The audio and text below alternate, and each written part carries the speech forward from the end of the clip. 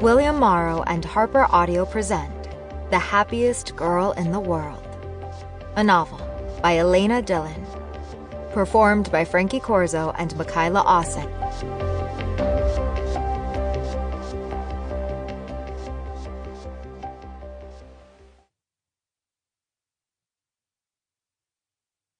Author's note.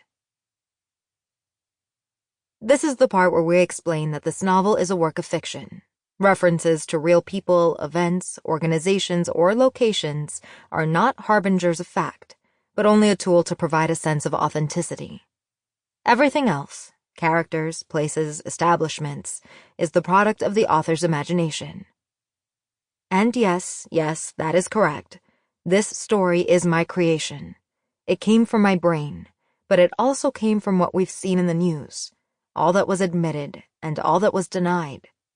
It was informed by the suffering of actual people, at the hands of actual people.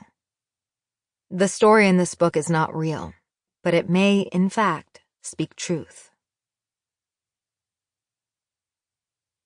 Prologue. The Olympic Trials. I zero in on the spot across the floor, the exact spot, my launching pad. Nothing outside that spot matters. Not the white noise of the crowd, not my family in the stands, not my coach and what he did. It all fades into the background. And I run. I need to cover only 50 feet, but I put all my body's strength into crossing that distance as fast as I can. I go to that spot like a cheetah goes for a gazelle. My senses are heightened, and I feel the give of the carpet and the send-off of the spring. And it's as if the mat wants me to stay put but knows I must go, like a good mother, the kind mine intends to be.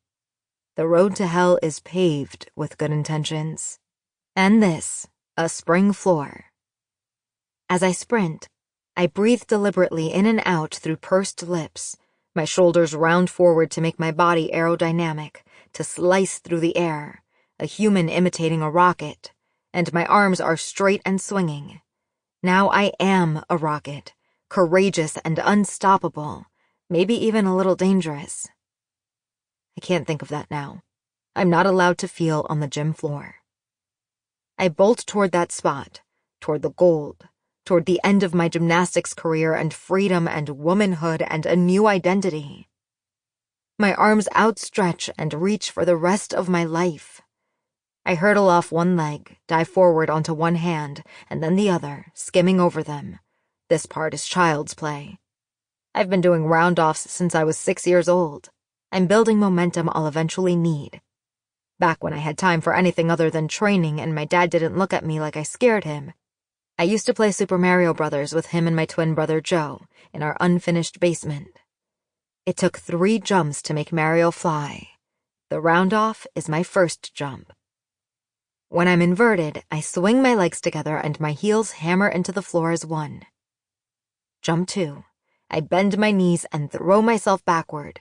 It goes against every survival instinct to jump without first looking where you're going, especially when leading with your head.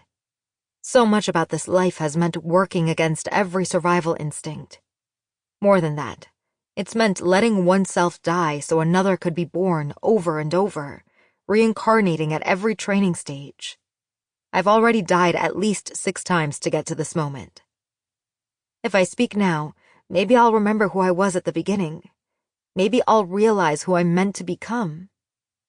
I land upside down on my hands and push back to my feet. This motion is effortless. I'm functioning on autopilot, muscle memory. I've been doing back handsprings since I was 7.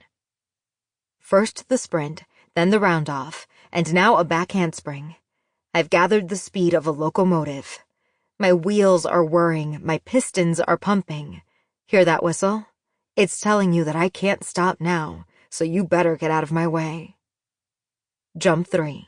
I land on the mat and hurl myself backward again, but this time all the gathered energy catapults me more vertically.